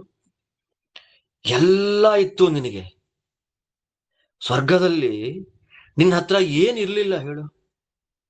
ನೀನ್ ಸ್ವರ್ಗದಲ್ಲಿರುವಾಗ ನಿನ್ನ ಬಳಿಯಲ್ಲಿ ಎಲ್ಲ ಇತ್ತು. ಆದ್ರೆ ನೀನಾಗಿ ನೀನೇ ಕಳ್ಕೊಂಡೆ. ಅದೇ ಸಮಯದಲ್ಲೇ ನೀನು ಕೆಳಗೆ ಬಿದ್ದೆ. ನೀನು ಕೆಳಗೆ ಬೀಳುವಾಗ ನೀನು ಯಾರು ಅಂತ ಗುರುತಿಸ್ಲಿಕ್ಕೆ ಯಾರಿಗೂ ಸಾಧ್ಯ ಆಗಲಿಲ್ಲ. ಯಾಕೆ? ನಿನ್ನ ಪಾಪದಿಂದ ನಿನ್ನನ್ನ ಗುರುತಿಸಲಿಕ್ಕೆ ಯೋಗ್ಯವಾದ ಜ್ಞಾನ ಸ್ವರ್ಗವಾಸಿಗಳೆಲ್ಲರಿಗೂ ನಾಶ ಆಗೋಯ್ತು. ಅವ್ರಿಗೂ ಅಜ್ಞಾನ ಬಂದ್ಬಿಡ್ತು. ಕೆಳಗೆ ಬಿದ್ದೋದೆ. ನಿನ್ನ ದೌಹಿತ್ರರ ಪುಣ್ಯದಿಂದ ನೀನು ಮೇಲೆ ಬಂದೆ, ಶ್ರೇಷ್ಠವಾದ ಸ್ಥಾನವನ್ನ ಪಡೆದಿದ್ದೆ. ಸಂತೋಷ ಆಯ್ತು ನನಗೆ ಹೇಳ್ತಾ ಇದ್ದ ಹಾಗೆ ಚತುರ್ಮುಖ ಬ್ರಹ್ಮದೇವರನ್ನ ಇವನು ಕೇಳ್ತಾನೆ. ಭಗವನ್ ಸಂಶಯೋ ಮೇಸ್ತಿ ಕಚ್ಚಿತ್ತಂ ಭೆತ್ತುಮರ್ಹಸಿ ನಹ್ಯನ್ಯ ಮಹಮರ್ಹಾಮಿ ಪ್ರಷ್ಟುಂ ಲೋಕಪಿತಾಮಹ. ಸ್ವಾಮಿ, ನನಗೊಂದು ದೊಡ್ಡ ಡೌಟ್ ಇದೆ, ತುಂಬಾ ದೊಡ್ಡ ಸಂಶಯ ನನಗಿದೆ. ಅದನ್ನ ಪರಿಹಾರ ಮಾಡಬೇಕಾದವ್ರು ನೀವೇ. ನಿಮ್ಮನ್ನ ಬಿಟ್ಟು ಇದನ್ನ ನಾನು ತುಂಬಾ ಆಪ್ತವಾದ ಪ್ರಶ್ನೆ, ತುಂಬಾ ಸೀಕ್ರೆಟ್ ಆದ ಪ್ರಶ್ನೆ. ನಿಮ್ಮನ್ ಬಿಟ್ಟು ನಾನಿನ್ ಯಾರನ್ನೂ ಕೇಳಲಿಕ್ಕಾಗೋದಿಲ್ಲ. ಯಾರನ್ನು ಕೇಳಬೇಕು? ಬಹುವರ್ಷ ಸಹಸ್ರಾಂತಂ ಪ್ರಜಾಪಾಲನ ವರ್ಧಿತಂ ಅನೇಕ ಕ್ರತುದಾನೌಘೈ ಯನ್ಮಯೋಪಾರ್ಜಿತಂ ಫಲಂ ಕಥಂ ತದಲ್ಪಕಾಲೇನ ಕ್ಷೀಣಂ ಯೇನಾಸ್ಮಿ ಪಾತಿತಃ ಭಗವನ್ ವೇತ್ತಲೋಕಾನ್ಶ್ಚ ಶಾಶ್ವತಾನ್ ಮಮ ನಿರ್ಮಿತಾನ್ ಕಥನ್ನು ಮಮ ತತ್ಸರ್ವಂ ವಿಪ್ರನಷ್ಟಂ ಮಹಾದ್ಯುತೆ. ಅವನು ಕೇಳಿದ ಪ್ರಶ್ನೆ ನೋಡಿ ಎಷ್ಟು ಚೆನ್ನಾಗಿದೆ. ಎಷ್ಟು ಸಹಸ್ರ ವರ್ಷಗಳ ಕಾಲ ನಾನು ರಾಜ್ಯ ಪರಿಪಾಲನೆಯನ್ನು ಮಾಡಿದೆ. ದುಃಖದಿಂದ ಅಲ್ಲ, ಎಲ್ಲರಿಗೂ ಸಂತೋಷ ಆಗುವಂತೆ ರಾಜ್ಯ ಪರಿಪಾಲನೆ ಮಾಡಿದ್ದೇನೆ.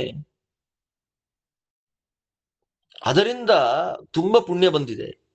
ದೊಡ್ಡ ದೊಡ್ಡ ಅನೇಕ ಕ್ರತು ದಾನೋಘೈಹಿ, ಬೇಕಾದಷ್ಟು ಕ್ರತು ಯಾಗಗಳನ್ನ ಮಾಡಿದ್ದೇನೆ. ಅದರಿಂದ ಪುಣ್ಯ ಸಂಪಾದನೆ ಆಗಿದೆ. ಬೇಕಾದಷ್ಟು ದಾನಗಳನ್ನ ಕೊಟ್ಟಿದ್ದೇನೆ, ಅದರಿಂದ ಪುಣ್ಯ ಸಂಪಾದನೆಗಳಾಗಿದೆ. ಅದೆಲ್ಲ ಎಷ್ಟು ಬೇಗ ನಾಶ ಆಗೋಯ್ತು. ಸಾವಿರಾರು ವರ್ಷಗಳು ರಾಜ್ಯ ಪರಿಪಾಲನೆ ಮಾಡಿದ, ಜನಗಳನ್ನು ನೋಡಿಕೊಂಡ, 100 ಯಜ್ಞಯಾಗ ಮಾಡಿದ, ಬೇಕಾದಷ್ಟು ದಾನ ದಕ್ಷಿಣೆಗಳಿಂದ ಪುಣ್ಯ ಪಟ್ಟಂತ ಹೊರಟೋಯ್ತಲ್ಲ. ನಾನು ಕೆಳಗೆ ಬಿದ್ದುಬಿಟ್ನಲ್ಲ, ಹೆಂಗೆ? ನಾನು ಯಾವ ಯಾವ ಲೋಕಗಳನ್ನು, ಅದು ಶಾಶ್ವತವಾದ ಲೋಕಗಳನ್ನ ನಾನು ಏನು ಸಂಪಾದನೆ ಮಾಡಿದ್ದೆ ಅಂತ ನಿನಗ್ ಚೆನ್ನಾಗಿ ಗೊತ್ತು. ಅದೆಲ್ಲವೂ ನಾಶ ಆಗೋಯ್ತಲ್ಲ, ಹೆಂಗ್ ಸಾಧ್ಯ? ಅದು ಪುಣ್ಯ ಸುಲಭಕ್ಕೆ ನಾಶ ಆಗೋದಿಲ್ಲ, ಅದು ಹೆಂಗೆ ನಾಶ ಆಯಿತು ಅದನ್ನು ಹೇಳು ಅಂದಾಗ ಬ್ರಹ್ಮದೇವರಂತಾರೆ, ಬಹುವರ್ಷ ಸಹಸ್ರಾಂತಂ ಪ್ರಜಾಪಾಲನ ವರ್ಧಿತಂ. ಅದೇ ಹೇಳ್ತಾರೆ, ತದನೇನೈವ ದೋಷೇಣ ಕ್ಷೀಣಂ ಏನಾಸಿ ಪಾತಿತಃ ಅಭಿಮಾನೇನ ರಾಜೇಂದ್ರ ಧಿಕೃತ ಸ್ವರ್ಗವಾಸಿಭಿಃ ನಾಯಂ ಮಾನೇನ ರಾಜರ್ಷೇ ನ ಬಲೇನ ನ ಹಿಂಸಯ ನ ಶಾಠ್ಯೇನ ನ ಮಾಯಾಭಿಃ ಲೋಕೋ ಭವತಿ ಶಾಶ್ವತಃ ನಾವಮಾನ್ಯಾಸ್ತ್ವಯಾ ರಾಜನ್ ಅಧಮೋತ್ಕೃಷ್ಟ ಮಧ್ಯಮಾಃ ನಹಿಮಾನ ಪ್ರದಗ್ಧಾನಾಂ ಕಶ್ಚಿದಸ್ತಿ ಶಮಃ ಕ್ವಚಿತ್ ಪತನಾರೋಹಣಮಿದಂ ಕಥಯಿಷ್ಯಂತಿ ಯೇ ನರಾಃ ವಿಷಮಾಣ್ಯಪಿ ತೇ ಪ್ರಾಪ್ತಾಃ ತರಿಷ್ಯಂತಿ ನ ಸಂಶಯಃ. ಬ್ರಹ್ಮದೇವರಂತಾರೆ, ಏನಯ್ಯ, ಯಾವುದರಿಂದ ನನಗೆ ನಾಶ ಆಯ್ತು ಅಂತ ಕೇಳದೆ ಅಲ್ವಾ ನೀನು? ಇದೆ, ಈ ನಿನ್ನ ಅಹಂಕಾರದಿಂದಲೇ ನಾಶ ಆಗಿತ್ತು. ನಾನು ಸಾವಿರಾರು ವರ್ಷ ರಾಜ್ಯ ಪರಿಪಾಲನೆ ಮಾಡಿದೆ, ಬೇಕಾದಷ್ಟು ಯಜ್ಞಗಳನ್ನ ಮಾಡಿದೆ, ಬೇಕಾದಷ್ಟು ದಾನಗಳನ್ನ ಮಾಡಿದೆ, ನಿನ್ ಬಾಯಲ್ಲೇ ಬಂತಲ್ವಾ? ಅದೇ ಅಹಂಕಾರ. ನಾನು ಮಾಡಿದೆ, ನಾನು ಮಾಡಿದೆ, ನಾನು ಮಾಡಿದೆ ಅನ್ನುವ ನಾನು ಎನ್ನುವ ಅಹಂಕಾರದಿಂದ ನೀನು ಸಂಪಾದನೆ ಮಾಡಿದ ಆ ಎಲ್ಲ ಸತ್ಕರ್ಮಗಳಿಂದ ಬಂದ ಪುಣ್ಯ ನಾಶ ಆಗೋಯ್ತು. ಸ್ವರ್ಗದಲ್ಲಿ ವಾಸ ಮಾಡೋರು ನಿನಗೆ ಧಿಕ್ಕಾರ ಹಾಕ್ಬಿಟ್ರು, ಕೆಳಗೆ ಬಿದ್ದೆ.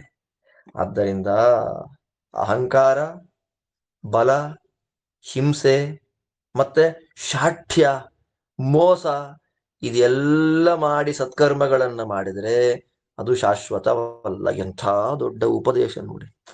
ನಾನು ನಾನು ನಾನು ನಾನು ನಾನು 4 ಜನಕ್ಕೆ ಊಟ ಹಾಕಿದ್ರೆ ನಾನು, ಒಂದು ಯಜ್ಞಯಾಗ ಮಾಡಿದ್ರೆ ನಾನು, ಒಂದು ದಾನ ಕೊಟ್ರೆ ನಾನು. ಎಂಥ ದೊಡ್ಡ ಮಾತಂತಾರೆ ಬ್ರಹ್ಮದೇವರು.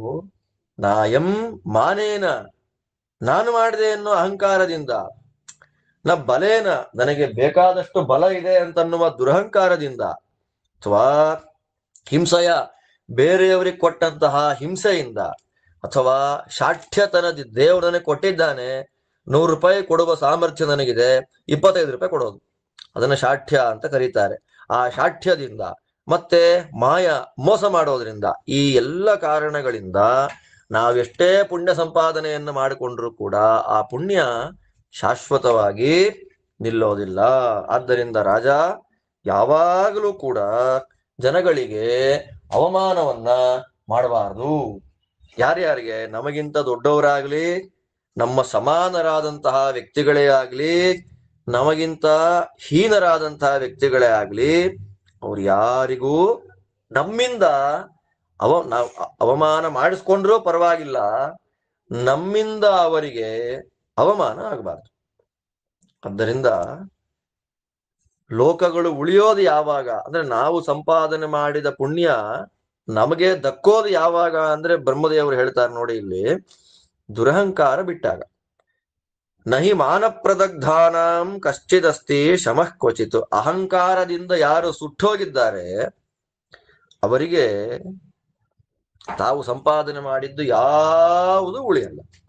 ಯಾರಿಗೆ ದುರಹಂಕಾರ ಇಲ್ಲ ಅವರಿಗೆ ಎಲ್ಲವೂ ಅಂದ್ರೆ ಮಾಡಿದ ಅಲ್ಪವೂ ಕೂಡ ದೊಡ್ಡದಾಗಿ ಬರುತ್ತೆ. ಆದ್ದರಿಂದ ಮಾನಪ್ರದಗ್ಧರು ಅಂತಂದ್ರೆ ದುರಹಂಕಾರವನ್ನ ಬಿಟ್ಟವರು, ದುರಹಂಕಾರ ಇಲ್ಲದೆ ನಿರಹಂಕಾರಿಗಳಾಗಿ ಧರ್ಮವನ್ನ ಅನುಷ್ಠಾನ ಮಾಡತಕ್ಕಂಥ ವ್ಯಕ್ತಿಗಳು. ಅಂತಹವರಿಗೆ ಲೋಕಗಳು, ಸಂಪಾದನೆ ಮಾಡಿದ ಲೋಕಗಳು ಯಾವತ್ತೂ ಶಾಶ್ವತವಾಗಿರುತ್ತೆ. ಆದ್ದರಿಂದ ಯಯಾತಿ, ನೀನು ಅಹಂಕಾರ ಪಟ್ಟೆ, ನಾನು ಯಾಗ ಮಾಡಿದೆ, ನಾನು ಪ್ರಜಾಪಾಲನೆ ಮಾಡಿದೆ, ಮತ್ತೆ ನಾನು ದಾನ ಕೊಟ್ಟೆ ಅಂತ ಅಹಂಕಾರ ಬಂತು, ಅದಕ್ಕೆ ನಿನ್ನ ಸ್ವರ್ಗ ನಾಶ ಆಯಿತು. ಇರ್ಲಿ, ಜನಕ್ಕೊಂದು ಪಾಠ ಆಗ್ಲಿ ಇದು. ಯಯಾತಿ ಸ್ವರ್ಗದಿಂದ ಬಿದ್ದಿದ್ದು, ಮತ್ತೆ ಪುನಃ ಮೊಮ್ಮಕ್ಕಳ ಪುಣ್ಯದಿಂದ ಸ್ವರ್ಗಕ್ಕೆ ಹೋಗಿದ್ದು. ಇದನ್ನ ಯಾರು ಅನುಸಂಧಾನ ಮಾಡ್ತಾರೆ ಅವರಿಗೆ ಎಷ್ಟೇ ಕಷ್ಟ ಬರಲಿ ಆ ಎಲ್ಲ ಕಷ್ಟಗಳು ಪರಿಹಾರ ಇದು ಬ್ರಹ್ಮದೇವರು ಹೇಳಿದ ಮಾತು. ಇದನ್ನು ನಾರದರು ದುರ್ಯೋಧನನಿಗೆ ಉಪದೇಶ ಮಾಡುವಾಗ ನಮಗೊಂದು ಉಪದೇಶ ಮಾಡಿದಾಗ ಆಯ್ತು. ದುರಹಂಕಾರವನ್ನ ಬಿಡಬೇಕು ಅಂತ, ನಾನು ಅನ್ನೋದನ್ನ ಬಿಡಬೇಕು. ಅದೇ ಯಯಾತಿಯ ಈ ಸ್ವರ್ಗ ಪತನ ಮತ್ತೆ ಪುನಃ ಸ್ವರ್ಗಾರೋಹಣ, ಇದನ್ನ ಯಾರು ಅನುಸಂಧಾನ ಮಾಡ್ತಾರೆ, ಇದನ್ನ ಯಾರು ಹೇಳ್ತಾರೆ, ಚಿಂತನೆ ಮಾಡ್ತಾರೆ, ಕೇಳ್ತಾರೆ, ಅವರಿಗೆ ಆಯಾ ಕಾಲಗಳಲ್ಲಿ ಬರುವ ಕಷ್ಟಗಳೇನಿದೆ ಆ ಎಲ್ಲ ಕಷ್ಟಗಳಿಂದ ಭಗವಂತ ಅವರನ್ನ ಉದ್ಧಾರ ಮಾಡ್ತಾನೆ ಅಂತ ಹೇಳಿ ಬ್ರಹ್ಮದೇವರು ಯಯಾತಿಗೆ ವರವನ್ನ ಕೊಡ್ತಾರೆ. ಅದನ್ನೇ ನಾರದರು ಹೇಳ್ತಾರೆ ನೋಡಿ ದುರ್ಯೋಧನನಿಗೆ, ಏಷ ದೋಷೋಭಿಮಾನೇನ ಪುರಾಪ್ರಾಪ್ತೋ ಯಯಾತಿನ ನಿರ್ಬಧ್ನತಾತಿ ಮಾತ್ರಂಚ ಗಾಲವೇನ ಮಹೀಪತೆ ಶ್ರೋತವ್ಯಂ ಹಿತಕಾಮಾನಾಂ ಸಹೃದಾಂ ಭೂತಿಮಿಚ್ಛತಾಂ ನ ಕರ್ತವ್ಯೋ ಹಿ ನಿರ್ಬಂಧೋ ನಿರ್ಬಂಧೋ ಹಿ ಕ್ಷಯಾವಹ ತಸ್ಮಾತ್ಮೋಪಿ ಗಾಂಧಾರೇ ಮಾನಂ ಕ್ರೋಧಂಚ ವರ್ಜಯ ಸಂಧತ್ಸ್ವ ಪಾಂಡವೈರ್ವೀರ ಸಂರಂಭಂ ತ್ಯಜ ಪಾರ್ಥಿವ ಸಭವಾನ್ ಸುಹೃದಾಂ ಪಥ್ಯಂ ವಚೋ ಗೃಹ್ಣಾತು ಮಾನೃತಂ ಸಮರ್ಥೈರ್ವಿಗ್ರಹಂ ಕೃತ್ವಾ ವಿಷಮಸ್ಥೋ ವಿಷಮಸ್ಥೋ ಭವಿಷ್ಯಸಿ. ನಾರದರಂತಾರೆ ಇಷ್ಟು ಹೇಳಿ ಅದರಿಂದ ಸಂಪಾದನೆ ಮಾಡಿದ ಎಲ್ಲವನ್ನು ಯಯಾತಿ ಮಹಾರಾಜ ಕಳ್ಕೊಂಡದ್ದು ಯಾವುದರಿಂದ ಅಂದ್ರೆ ಅಹಂಕಾರದಿಂದ, ಹಠದಿಂದ. ಗಾಲವರು ಹಠ ಮಾಡಿದ್ರು. ವಿಶ್ವಾಮಿತ್ರರು, ನೀನ್ ನನ್ನ ಹತ್ರ ಓದಿದ್ದು ನಿನಗೆ ದಕ್ಕಲಿ, ಚೆನ್ನಾಗಿರು ಅಂತ ಆಶೀರ್ವಾದ ಮಾಡಿ ಕಳಿಸಿದ್ರು ನಿಮ್ಗೆ ಏನ್ ಕೊಡ್ಲಿ ಗುರುದಕ್ಷಿಣೆ 25 ಸಲ ಕೇಳ್ಬಿಟ್ಟಲ್ಲ, ಹಠ ಮಾಡಿಬಿಟ್ನಲ್ಲ. ಆ ಹಠದಿಂದ ಗಾಲವರು ದುಃಖಪಟ್ರು. ಎಲ್ಲವನ್ನ ಸಂಪಾದನೆ ಮಾಡಿದ ಯಯಾತಿ ಅಹಂಕಾರದಿಂದ ನಾಶನಾದ, ಎಲ್ಲ ಕಳ್ಕೊಂಡ. ಆದ್ದರಿಂದ ದುರ್ಯೋಧನ,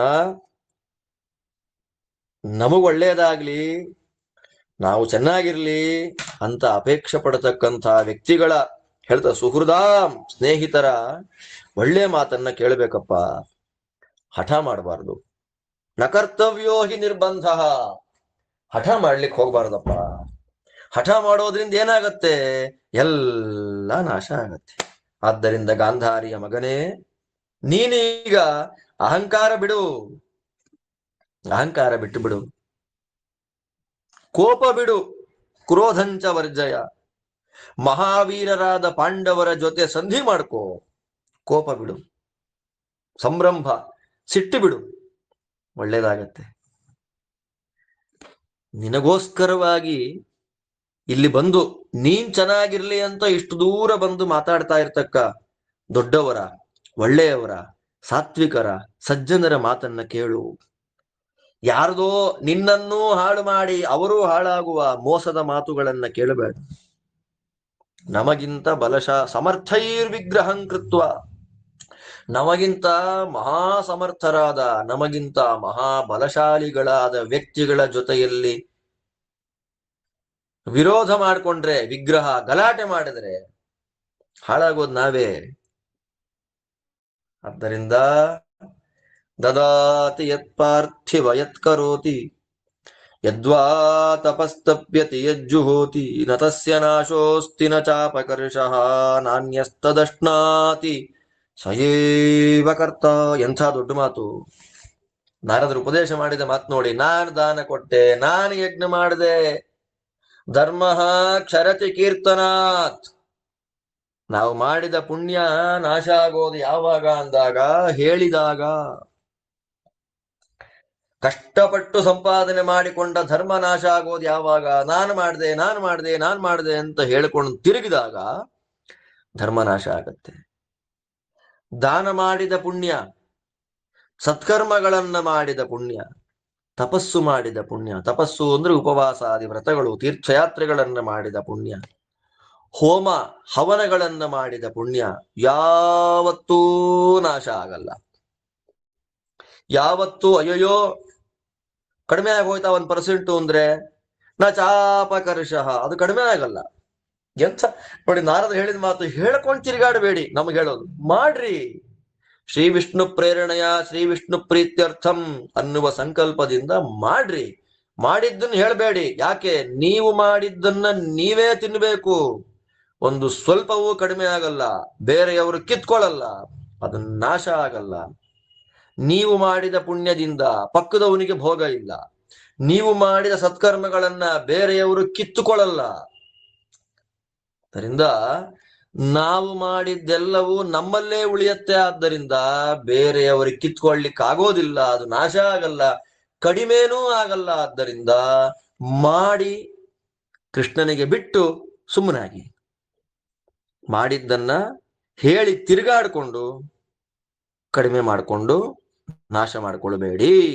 ಎಂಥ ದೊಡ್ಡ ಪಾಠ! ಇದಂ ಮಹಾಖ್ಯಾನಮನುತ್ತಮಂ ಮತಂ ಬಹುಶ್ರುತಾನಾಂ ಗತರೋಷರಾಗಿಣಾಂ ಸಮೀಕ್ಷಲೋಕೆ ಬಹುಧಾ ಪ್ರಧಾವತಾಂ ತ್ರಿವರ್ಗ ದೃಷ್ಟಿ ಪೃಥಿವೀಮುಪಾಶ್ನುತೆ. ಈ ದೊಡ್ಡ ಕಥೆ ಇದು. ಬಹುಶ್ರುತಾನಾಂ ಗತರೋಷರಾಗಿಣಾಂ. ಮಹಾನುಭಾವರಾದ ನಾರದರು ಹೇಳಿದ ಈ ಕಥೆ ಬಹುಶ್ರುತಾನಾಂ, ತುಂಬಾ ಶಾಸ್ತ್ರಾಧ್ಯಯನ ಮಾಡಿದವರು, ಗತರೋಷರಾಗಿಣಾಂ, ಕಾಮಕ್ರೋಧಗಳನ್ನ ಬಿಟ್ಟವರ ಕಥೆ, ದೊಡ್ಡ ಕಥೆ, ತುಂಬಾ ಶ್ರೇಷ್ಠವಾದ ಕಥೆ ಇದು. ಇದನ್ನ ಯಾರು ಚಿಂತನೆ ಮಾಡ್ತಾರೆ, ಇದನ್ನ ಯಾರು ಮನನ ಮಾಡ್ತಾರೆ, ಆ ಎಲ್ಲ ವ್ಯಕ್ತಿಗಳು ಸಂಚಾರ ಮಾಡುವಾಗ ನೋಡಿ, ನಮಗಿದು ಪಾಠ. ದಾನ ಕೊಡುವಾಗ, ಧರ್ಮಾಚರಣೆ ಮಾಡುವಾಗ, ಅನುಷ್ಠಾನ ಮಾಡುವಾಗ, ತೀರ್ಥಕ್ಷೇತ್ರಗಳ ಯಾತ್ರೆ ಮಾಡುವಾಗ, ಸ್ನಾನ ಸಂಧ್ಯಾ ವಂದನೆ ಮಾಡುವಾಗ, ದೇವರಿಗೆ ದೀಪ ಹಚ್ಚುವಾಗ ಪುಣ್ಯ ಬಂತು ಅಂತ ಅಂದುಕೊಳ್ಬಾರದು. ಬಂದದ್ ನನ್ನಲ್ಲೇ ಉಳಿಯುತ್ತೆ. ಅಂದ್ರೆ ಈ ಕಥೆಯನ್ನ ಕೇಳೋದ್ರಿಂದ ಬರಬೇಕಾದ ನೀತಿ, ಸಂದೇಶ, ತತ್ವ, ಇದನ್ನ ತಿಳ್ಕೊಂಡು ಯಾರು ಕರ್ಮಗಳನ್ನ ಮಾಡ್ತಾರೆ ಅವರ ಎಲ್ಲ ಧರ್ಮಾರ್ಥ ಕಾಮಗಳು ಶುದ್ಧವಾಗಿರುತ್ತೆ. ಭೂಮಿಯಲ್ಲಿ ಅವರಿಂದ ಪಾಸಿಟಿವಿಟಿ ಬರುತ್ತೆ, ಅದ್ಭುತವಾದ ಕಂಪನ ಅನ್ನೋದು ಬರುತ್ತೆ. ವಿಶಿಷ್ಟವಾದ ಭಗವಂತನ ಅನುಗ್ರಹಕ್ಕೆ ಅವರು ಪಾತ್ರರಾಗ್ತಾರೆ. ಅವರು ಎಲ್ಲ ರೀತಿಯಾಗಿರತಕ್ಕಂತಹ ದೋಷಗಳಿಂದಲೂ ದೂರರಾಗಿ ಹರಿಗುರುಗಳ ಪರಮಾನುಗ್ರಹಕ್ಕೆ ಪಾತ್ರರಾಗಿ ಸಾತ್ವಿಕ ರೀತಿಯಾದ ಕರ್ಮಾನುಷ್ಠಾನಗಳನ್ನ ಮಾಡ್ತಾರೆ ಎನ್ನುವಲ್ಲಿಗೆ ಇತಿ ಶ್ರೀಮನ್ ಮಹಾಭಾರತೆ ಶತಸಹಸ್ರಿಕಾಯಾಂ ಸಂಹಿತಾಯಾಂ ವೈಯಾಸಿಕ್ಯಾಂ ಉದ್ಯೋಗ ಪರ್ವಣಿ ದ್ವಾವಿಂಶೋತ್ತರ ಶತತಮೋಧ್ಯಾಯ ಭಗವದ್ಯಾನ ಪರ್ವಣಿ ತ್ರಿಪಂಚಾಶೋಧ್ಯಾಯ. ಪರಮಾದ್ಭುತವಾದ ಯಯಾತಿ ಮಹಾರಾಜರ ಚರಿತ್ರೆಯನ್ನು ನಾರದರು ಹೇಳಿದರು ಎನ್ನುವಲ್ಲಿಗೆ ಶ್ರೀಮದ್ ವೇದವ್ಯಾಸ ವಿರಚಿತ ಲಕ್ಷ ಶ್ಲೋಕಾತ್ಮಕ ಶ್ರೀಮನ್ ಮಹಾಭಾರತ ಸಂಹಿತಾದಲ್ಲಿ ಉದ್ಯೋಗ ಪರ್ವದಲ್ಲಿ 122ನೇ ಅಧ್ಯಾಯ ಮುಗಿಯುತ್ತೆ. ಭಗವದ್ಯಾನ ಪರ್ವದಲ್ಲಿ 53ನೇ ಅಧ್ಯಾಯ ಸಮಾಪ್ತಿ ಆಗ್ತಾ ಇದೆ. ಜೊತೆಯಲ್ಲಿ ಇವತ್ತಿನ ಪಾಠವೂ ಮುಗಿತಾ ಇದೆ. ನಮ್ಮೆಲ್ಲರಿಗೂ ದೊಡ್ಡ ತತ್ವವನ್ನ ನಾರದರು ತಿಳಿಸಿಕೊಟ್ಟ ಆ ವ್ಯಕ್ತಿಗಳಿಗೆ, ಪಾದಕಮಲಗಳಿಗೆ ಅನಂತ ಸಾಷ್ಟಾಂಗ ನಮಸ್ಕಾರಗಳನ್ನು ಸಮರ್ಪಣೆ ಮಾಡ್ತಾ ಇವತ್ತಿನ ಪಾಠ ಮುಗಿಸ್ತಾ ಇದ್ದೇನೆ. ಮತ್ತೆ ನಾಳೆ ಇನ್ನು ಮುಂದಿನ ಭಾಗ ಕೃಷ್ಣ ಧೃತರಾಷ್ಟ್ರನ ಪ್ರಾರ್ಥನೆಯಂತೆ ದುರ್ಯೋಧನನಿಗೆ ಉಪದೇಶ ಮಾಡುವುದು, ಆ ಎಲ್ಲ ಭಾಗವನ್ನು ಕೂಡ ಮತ್ತೆ ನಾಳೆ ಅನುಸಂಧಾನ ಮಾಡೋಣ ಅಂತ ಹೇಳ್ತಾ ನಿಮ್ಮೆಲ್ಲರಿಗೂ ಭಗವಂತ ಒಳ್ಳೆಯದು ಮಾಡಲಿ. ಶ್ರೀಕೃಷ್ಣಾರ್ಪಣಮಸ್ತು.